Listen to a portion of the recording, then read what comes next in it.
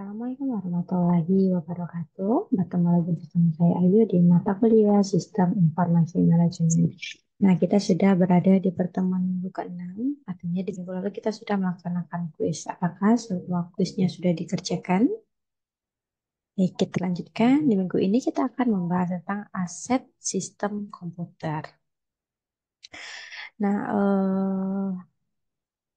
sistem komputer tidak hanya berupa unit mesin komputer. Nah, sistem komputer juga bisa melibatkan adanya hardware dan software yang saling terkait. Pemahaman mengenai keterkaitan antara elemen sistem komputer, peranan dan fungsi-fungsi elemen akan sangat membantu dalam pengelolaan aset tersebut. Sistem komputer merupakan rangkaian komponen perangkat keras, biasa kita sebut sebagai hardware dan perangkat lunak ataupun software yang bekerja sama untuk menjalankan fungsi-fungsi komputasi. Sistem komputer dapat terdiri dari berbagai macam komponen, misalnya seperti adanya CPU, adanya RAM atau random access memory, ada storage atau penyimpanan, ada juga motherboard ataupun pakan induk dan kartu grafis dan lain-lain juga. Nah, dalam konteks bisnis ataupun industri, aset sistem komputer ini mengacu pada sebuah perangkat keras dan perangkat lunak yang dimiliki atau digunakan oleh sebuah organisasi atau dalam perusahaan untuk menjalankan operasi bisnis mereka. Nah, aset sistem komputer ini bisa mencakup komputer desktop, laptop, server, perangkat jaringan, ataupun printer, bisa juga perangkat lunak lisensi, dan lain sebagainya. Manajemen aset dalam sistem komputer itu sangat penting bagi perusahaan karena dapat membantu mereka dalam mengolah inventaris perangkat keras dan perangkat lunak dalam membantu penggunaan sumber daya atau memperkirakan biaya pemeliharaan dan juga untuk bisa menjaga keamanan informasi. Nah, dengan memahami aset sistem komputer, SDM perusahaan dapat membuat keputusan yang lebih baik dalam hal investasi maupun upgrade dan pengelolaan risiko keamanan dari suatu informasi. Oke, berikut merupakan gambar diagram skematis sistem komputer. Nah, saat ini komputer itu merupakan benda yang umum kita temui, terutama di lingkungan perkantoran, bisnis, dan sekolah. Apa yang disebut komputer sebenarnya itu terdiri dari sekumpulan alat-alat yang membentuk suatu sistem yang saling menunjang. Secara skematis, sistem komputer itu dapat digambarkan menjadi elemen-elemen seperti pada gambar berikut ini. Elemen-elemennya terdiri dari adanya alat input device seperti keyboard, komputer, mouse, touchscreen, search data automation. Untuk output device-nya itu seperti adanya printer, video display terminal, spotter, dan audio output. Ada tempat primary storage dan juga di dalam CPU terdapat adanya primary storage, ada juga basis artinya jalannya untuk bagaimana bekerja dalam suatu CPU. Kemudian ada komunikasi device dan secondary storage-nya, adanya magnetic disk, ada optical disk, dan magnetic tape. Oke. Nah, karena suatu unit komputer itu sebenarnya terdiri atas beberapa elemen, maka akan lebih tepat jika disebut sebagai sistem komputer. Nah, jika dikaitkan antar berbagai elemen, maka sistem komputer itu dapat didefinisikan sebagai suatu unit fungsional yang terdiri atas satu atau lebih komputer dan sekumpulan software yang menggunakan storage atau penyimpanan untuk menyimpan semua atau sebagian program dan data yang masih diperlukan untuk menjalankan suatu program. Kemudian menjalankan perintah yang ditentukan oleh user dan melakukan manipulasi dasar sesuai dengan keinginan user, meliputi operasi aritmatika maupun logika. Oke, berikut ini merupakan gambar dari struktur dan fungsi elemen-elemen dari sistem komputer. Nah, komputer itu memiliki struktur dasar yang terdiri dari beberapa komponen utama. Masing-masing itu memiliki fungsi yang penting untuk menjalankan berbagai tugas komputasi. Struktur dan fungsi komputer ini saling bekerja sama untuk menjalankan berbagai jenis tugas komputer, mulai dari perhitungan matematika hingga pengolahan data kompleks dan pengolahan multimedia. Nah, mulai dari input device, kemudian diproses oleh input output ports atau output device, kemudian diantarkan oleh data bus, dan juga dikontrol, ada kontrol busnya sesuai dengan address busnya atau sesuai dengan alamat masing-masing di mana data itu akan diantarkan. Oke, sebagai sebuah sistem, elemen-elemen komputer itu memiliki fungsi dan peran masing-masing. Nah, secara fungsional, sebuah unit komputer dapat dibagi menjadi struktur berikut, seperti adanya piranti ataupun device masukan dan keluaran alat input output. Ada pemroses utama CPU, ada juga memori, ada juga bus sebagai jalur transmisi antar berbagai fungsi. Nah, ada tugas pertama yang harus kalian kerjakan. Tugas ini silakan kalian tulis di kolom komentar. Jadi ini untuk memastikan apakah kalian benar-benar untuk menonton video pembelajaran yang telah dibuat ini. Tugas pertama yaitu secara fungsional, sebutkan unit komputer dapat dibagi menjadi apa saja dan dijelaskan. Waktunya saya beri 2 menit dari sekarang. Silakan dikerjakan.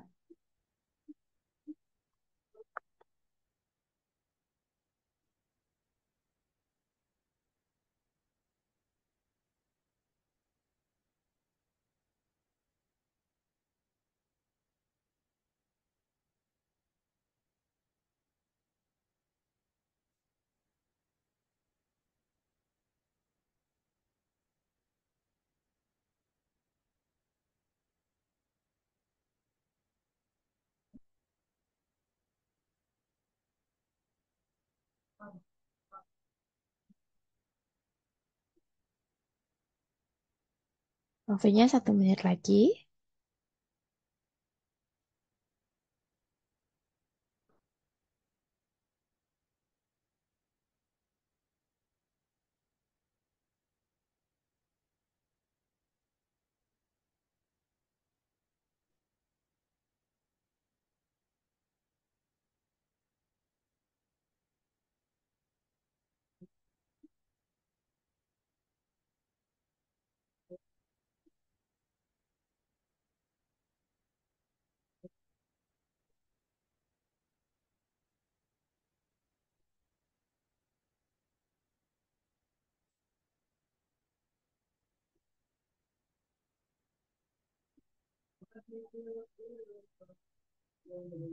Oke, cukup. Kita lanjutkan. Ya, selanjutnya kita akan membahas tentang CPU. CPU ini merupakan otak dari komputer dan apa yang kita kenal sehari-hari sebagai prosesor. Nah, CPU ini bisa dibagi menjadi 2 bagian. Yang pertama adanya control unit dan arithmetic logic unit ataupun sering disingkat sebagai ALU. Yang keduanya dilengkapi dengan register, yaitu area penyimpanan dengan kecepatan tinggi. Semua bagian tersebut terhubung melalui sebuah jalur komunikasi elektronik yang disebut dengan bus atau bus. Control unit bekerja sebagian pengontrol bagi eksekusi perintah yang dilakukan oleh ALU, sedangkan ALU berperan sebagai pusat pengolah data dan pemproses instruksi. CPU ini juga merupakan komponen utama dalam sebuah komputer yang bertanggung jawab untuk mengeksekusi instruksi-instruksi program dan melakukan operasi aritmatika serta logika dasar. Nah, CPU dapat dianggap sebagai otak komputer yang melakukan tugas-tugas pemrosesan data tersebut. Fungsi CPU melakukan berbagai tugas pemrosesan data termasuk seperti mengeksekusi instruksi-instruksi program yang disimpan dalam memori, melakukan operasi aritmatika seperti penambahan, pengurangan, perkalian, dan pembagian, kemudian melakukan operasi logika seperti adanya AND, OR, atau NOT, dan mengelola aliran data dalam komputer.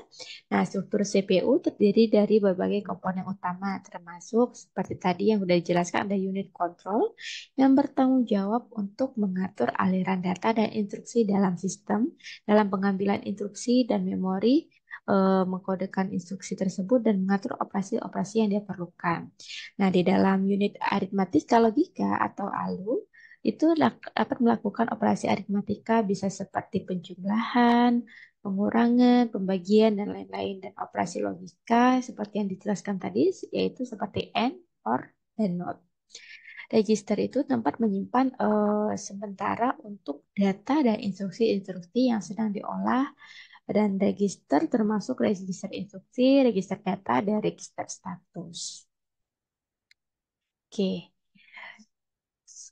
Memori merupakan komponen kunci dalam sistem komputer yang memainkan peran penting dalam kinerja dan fungsional keseluruhan komputer. Nah, setiap jenis memori ini memiliki peran dan karakteristik uniknya sendiri dan semua itu bekerja bersama-sama untuk mendukung operasi komputer dengan efisien. Memori dapat dibagi menjadi dua bagian, yaitu ada memori internal dan memori eksternal. Memori internal itu berupa RAM atau Random Access Memory yang berfungsi untuk menyimpan program yang kita olah untuk sementara waktu, dan ROM atau Read Only Memory yaitu memori yang hanya bisa dibaca dan berguna sebagai penyedia informasi pada saat komputer pertama kali dinyatakan. Nah, memori dalam konteks komputer ini mengacu pada perangkat keras yang digunakan untuk menyimpan data secara sementara ataupun permanen. Terdapat beberapa jenis memori yang digunakan dalam sistem komputer. Kalau tadi sudah membahas tentang RAM, eh, RAM itu juga merupakan tipe memori yang digunakan oleh komputer untuk menyimpan data dan instruksi yang sedang dieksekusi secara sementara. Informasi yang disimpan di RAM itu dapat diakses secara acak oleh CPU dengan cepat. Nah, RAM ini bersifat volatil, yang berarti bahwa data akan hilang saat komputer dimatikan atau direstart. Oleh karena itu, RAM digunakan untuk menyimpan data yang dibutuhkan selama komputer itu sedang aktif. RAM ini tersedia dalam berbagai kecepatan dan kapasitas, dan seringkali dapat ditingkatkan ataupun ditambah pada sistem komputer yang ada. Kemudian ROM atau Read Only Memory. Nah, ROM ini merupakan jenis memori yang berisi instruksi-instruksi yang ditanamkan secara permanen dan tidak dapat diubah-ubah instruksinya. Nah, instruksi ini biasanya digunakan untuk memulai komputer dan membuat sistem operasi saat komputer itu dinyalakan. ROM juga dapat berisi seperti firmware, seperti BIOS atau Basic Input Output System yang diperlukan untuk booting komputer dan menginisialisasi perangkat keras utama. Selanjutnya ada cache memory. Cache memory adalah jenis memori yang digunakan oleh CPU untuk menyimpan data yang sering digunakan sementara waktu. Nah, cache ini memiliki tingkat akses yang lebih cepat dibanding RAM dan digunakan untuk mengurangi waktu akses ke data yang sering digunakan.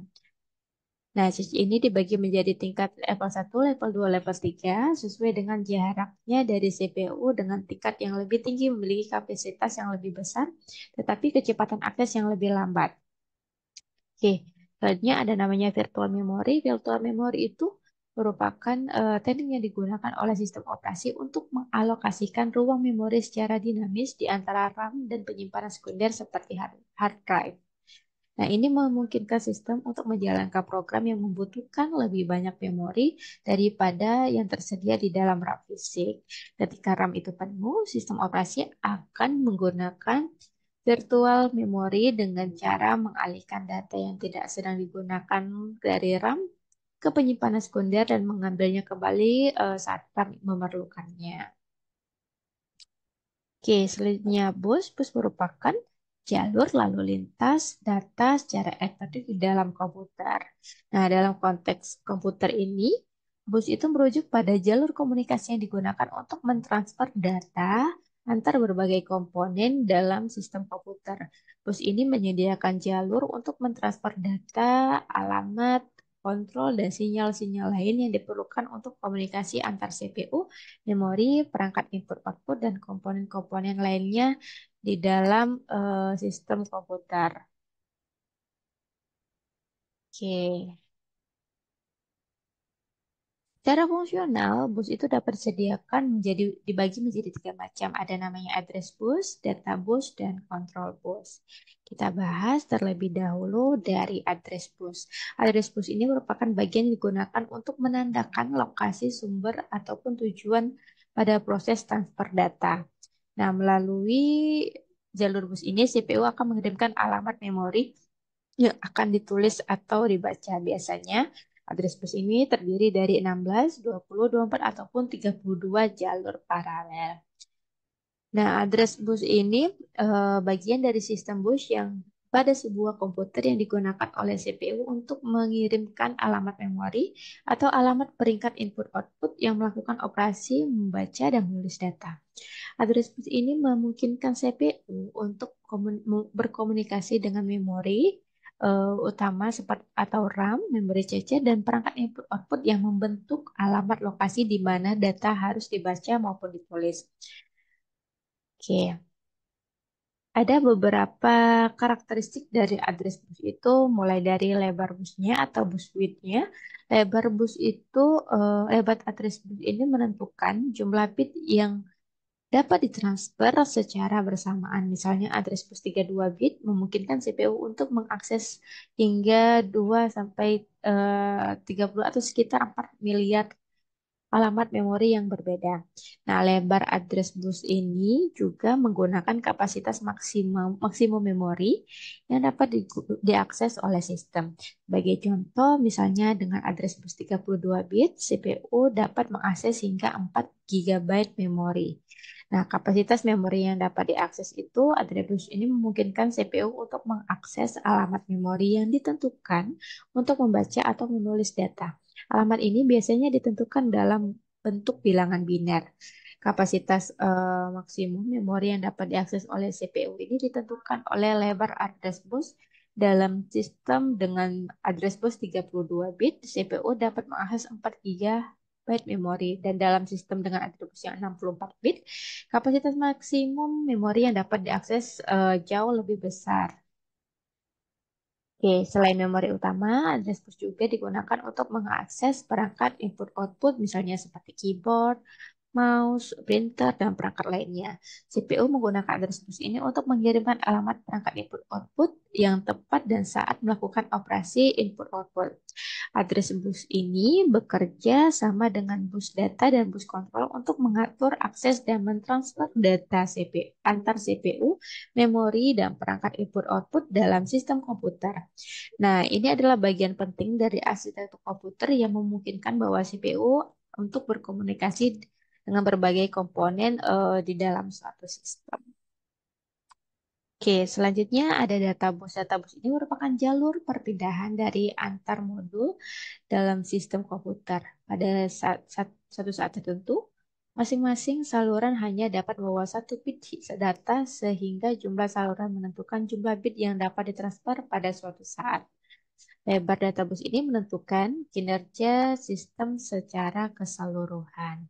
Nah, databus ini merupakan suatu bagian dari sistem bus dalam suatu sistem komputer yang digunakan untuk mentransfer data antara komponen-komponen, dan sistem databus yang bertanggung jawab untuk membawa informasi bilangan biner dari suatu komponen-komponen ke komponen yang lainnya seperti antar CPU, memori, dan perangkat input-output.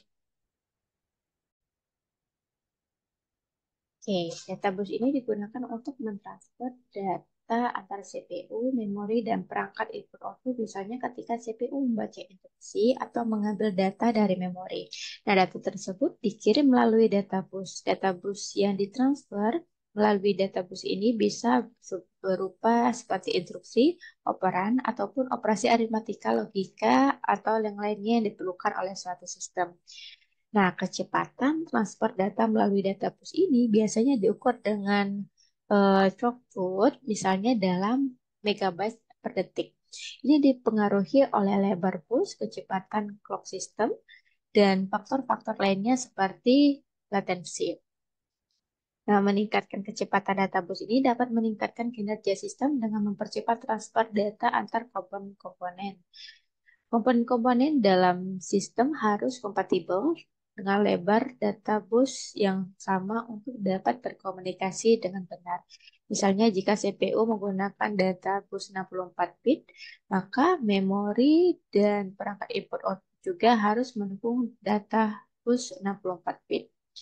Databus ini bekerja sama dengan address bus dan control bus untuk mengatur dan mengkoordinasikan transfer data dalam sistem komputer. Eh, ini merupakan jalur komunikasi penting yang menggunakan komponen-komponen dalam sistem untuk berinteraksi dan bekerja sama dalam menjalankan tugas-tugas komputasi. Oke, baik yang selanjutnya control bus. Control bus ini merupakan suatu jenis bus di dalam sebuah komputer yang digunakan untuk mentransfer sinyal kontrol dari informasi-informasi pengendalian antara komponen dalam suatu sistem. Nah, contohnya control bus ini bertanggung jawab untuk mengirimkan sinyal-sinyal yang mengatur operasi-operasi dasar dalam sebuah sistem komputer seperti pembacaan atau penulisan data ke memori. Inisialisasi perangkat keras pengiriman sinyal atau clock dalam sinyal-sinyal lainnya diperlukan untuk mengatur aliran data. Beberapa sinyal dan informasi yang transfer melalui kontrol bus itu bisa meliputi read atau baca, write atau tulis. Nah, sinyal-sinyal ini digunakan untuk mengontrol apakah operasi yang sedang dilakukan oleh CPU adalah operasi membaca data dari lokasi memori atau menulis data ke lokasi memori. Oke. Nah, contoh bus ini dapat terdiri biasanya atas 4 sampai 10 jalur paralel. Oke, tugas yang kedua, silakan kalian buat fungsi-fungsi utama dari CPU. Waktunya 2 menit dari sekarang.